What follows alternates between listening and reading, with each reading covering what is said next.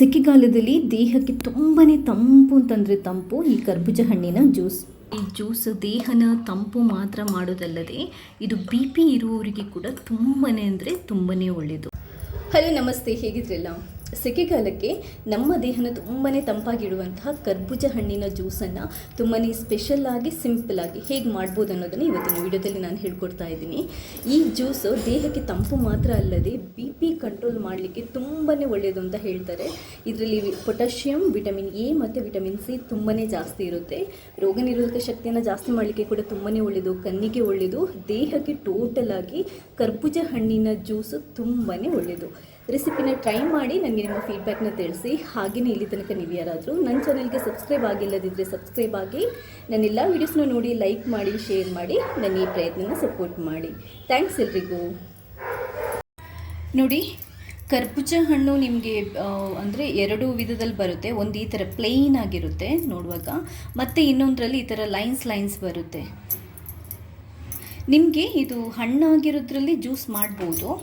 ನೋಡಿ, ನಿಮಗೆ ಕಲರ್ ಗೊತ್ತಾಗುತ್ತೆ. ಇದೊಂದು ಸ್ವಲ್ಪ ಹಸಿರಿದೆ, ಇದೊಂದು ಸ್ವಲ್ಪ ಯೆಲ್ಲೋ ಇದೆ. ಇದು ಹಣ್ಣಾಗಿದೆ. ನಾವು ಹಣ್ಣಾಗಿರೋ ಕರ್ಬೂಜ ಹಣ್ಣಿನಿಂದನೇ ಜ್ಯೂಸ್ ಮಾಡಿದರೆ ಚೆನ್ನಾಗಿ ಬರುತ್ತೆ.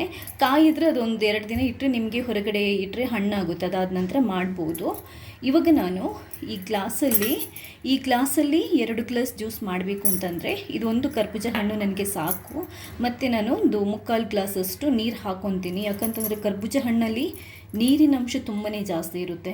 ಈ ಕರ್ಬೂಜ ಹಣ್ಣಿದೆಯಲ್ಲ, ದೇಹಕ್ಕೆ ತುಂಬಾ ತಂಪು, ತುಂಬ ತಂಪು ಅಂತಂದರೆ ತುಂಬಾ ತಂಪು. ಆ್ಯಕ್ಚುಲಿ BP ಇರುವವರಿಗೆ BP ಕಂಟ್ರೋಲ್ ಮಾಡಲಿಕ್ಕೆ ತುಂಬಾ ಒಳ್ಳೆಯದು ಅಂತ ಹೇಳ್ತಾರೆ. ಇವಾಗ ಇದರ ಜ್ಯೂಸ್ ರೆಡಿ ಮಾಡ್ತಾ ಇದ್ದೀನಿ.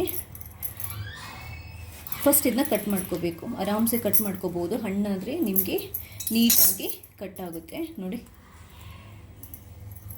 ಈ ಪಲ್ಪ್ ಇದೆಯಲ್ಲ ಅದೆಲ್ಲದನ್ನು ನಾವು ಜ್ಯೂಸಿಗೆ ಹಾಕೋದು. ಒಳಗಡೆ ಈ ಬೀಜ ಮಾತ್ರ ನಾವು ಬಿಸಾಡುವಂಥದ್ದು. ನೋಡಿ, ನಾನಿದ್ರ ಬೀಜ ಮಾತ್ರ ತೆಗೀರಿ. ಈ ಬೀಜ ಇರುತ್ತಲ್ವ, ಇದನ್ನ ತೆಗೆದು ಬಿಸಾಡೋಣ. ನೋಡಿ, ಬೀಜನ ಈ ಥರ ನೀವು ಸ್ಪೂನಲ್ಲಿ ನೀಟಾಗಿ ತೆಗಿಬೋದು. ಬೀಜ ತೆಗೆದಿದ್ದೀನಿ. ಇವಾಗ ಏನು ಗೊತ್ತಾ, ಇದು ಗಟ್ಟಿ ಇದ್ದರೆ ನೀವು ಕಟ್ ಮಾಡಿ ಪೀಸ್ ಮಾಡಿ ಅದರ ಪಲ್ಪ್ ತೆಗಿಬೋದು. ಇಲ್ಲದಿದ್ದರೆ ಸ್ಪೂನಲ್ಲಿ ನೋಡಿ ಆರಾಮ್ಸೆ ನಿಮಗೆ ಈ ಥರ ಮಾಡಿದರೆ ಪಲ್ಪ್ ಬಂದುಬಿಡುತ್ತೆ. ಈ ಪಲ್ಪನ್ನು ನಾವು ಜ್ಯೂಸಿಗೆ ಹಾಕಲಿಕ್ಕಿರೋದು. ನೀಟಾಗಿ ಈ ಥರ ಮಾಡಿಕೊಂಡು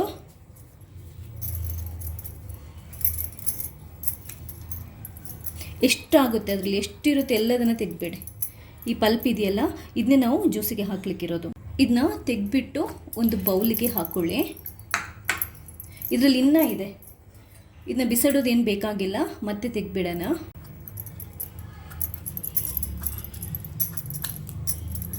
ಆ ಗಟ್ಟಿ ಭಾಗ ಬಿಟ್ಟು, ಸಿಪ್ಪೆ ಭಾಗ ಬಿಟ್ಟು, ಇದರ ಪಲ್ಪನ್ನೆಲ್ಲ ನೀಟಾಗಿ ನೀವು ಸ್ಪೂನಲ್ಲಿ ಈ ಥರ ತೆಗೆದ್ರೆ ಬಂದುಬಿಡುತ್ತೆ. ಇದು ಚೆನ್ನಾಗಿ ಹಣ್ಣಾಗಿದೆ ನೋಡಿ, ಅದಕ್ಕೆ ನನಗೆ ನೀಟಾಗಿ ಬರ್ತಾ ಇದೆ. ಸ್ವಲ್ಪ ಕಾಯಿದ್ರೆ ಈ ಥರ ಬರಲ್ಲ. ನೋಡಿ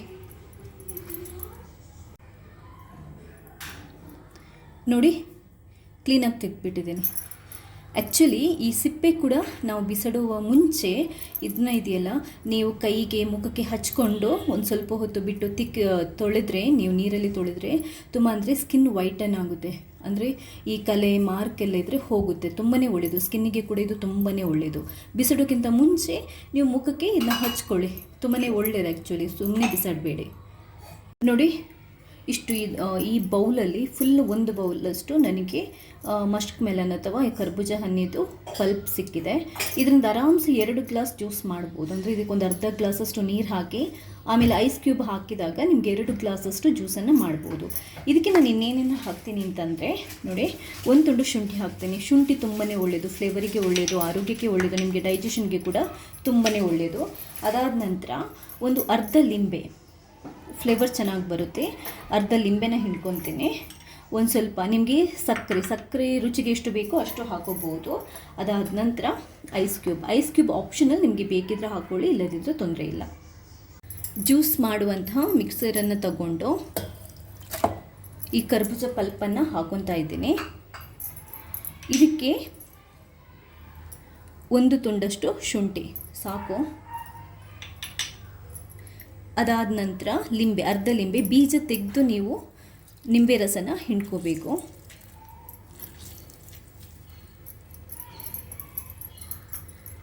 ರುಚಿಗೆ ಎಷ್ಟು ಬೇಕೋ ಅಷ್ಟು ನೀವು ಸಕ್ಕರೆನ ಹಾಕೋಬೋದು.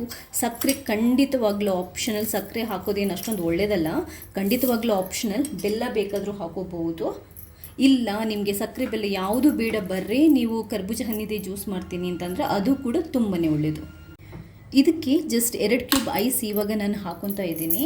ಅದಾದ ನಂತರ ಅರ್ಧ ಗ್ಲಾಸಷ್ಟು ನೀರನ್ನು ಹಾಕೊತೀನಿ. ನೀರು ಆಮೇಲೆ ಜಾಸ್ತಿ ಬೇಕಿದ್ರೆ ಹಾಕೋಬೋದು. ಇವಾಗ ಒಂದೇ ಸರಿ ನೀವು ಫುಲ್ ನೀರು ಹಾಕಿದರೆ ನಿಮಗೆ ಗ್ರೈಂಡ್ ಮಾಡುವಾಗ ಪ್ರಾಬ್ಲಮ್ ಆಗುತ್ತೆ. ಅದರಿಂದ ಜಸ್ಟ್ ಅರ್ಧ ಗ್ಲಾಸ್ ಅಷ್ಟೇ ಇವಾಗ ನೀರನ್ನು ಹಾಕೊತಾ ಇದ್ದೀನಿ. ಬೇಕಿದ್ರೆ ಆಮೇಲೆ ನೋಡ್ಕೊಂಡು ಅಡ್ಜಸ್ಟ್ ಮಾಡ್ತೀನಿ. ಇವಾಗ ನೋಡಿ ಜ್ಯೂಸ್ ನೀಟಾಗಿ ರೆಡಿಯಾಗಿದೆ. ಒಂದ್ಸರಿ ನೀವು ಸ್ಪೂನ್ ಹಾಕಿ ಚೆಕ್ ಮಾಡ್ಕೊಳ್ಳಿ ಪಲ್ಪ್ ಅಥವಾ ಏನಾದರೂ ಇದೆಯಂತ. ಕೆಲವೊಂದು ಸರಿ ಶುಂಠಿ ಗ್ರೈಂಡ್ ಆಗಲ್ಲ, ನೀವು ಚಿಕ್ಕ ಚಿಕ್ಕದಾಗಿ ಕಟ್ ಮಾಡಿ ಹಾಕ್ಕೊಂಡ್ರೂ ಒಳ್ಳೆಯದು, ನೀಟಾಗಿ ಗ್ರೈಂಡ್ ಆಗುತ್ತೆ. ಇದು ಆಲ್ಮೋಸ್ಟ್ ಕರೆಕ್ಟಾಗಿ ಗ್ರೈಂಡ್ ಆಗಿದೆ, ಜ್ಯೂಸ್ ರೆಡಿ ಆಗಿದೆ. ಇವಾಗ ನಾವು ಇದನ್ನ ಸರ್ವ್ ಮಾಡೋಣ. ನೋಡಿ ಸೂಪರ್ ಹೆಲ್ದಿ ಆಗಿರುವಂತಹ ಕರ್ಬೂಜ ಹಣ್ಣಿನ ಜ್ಯೂಸ್ ರೆಡಿಯಾಗಿದೆ.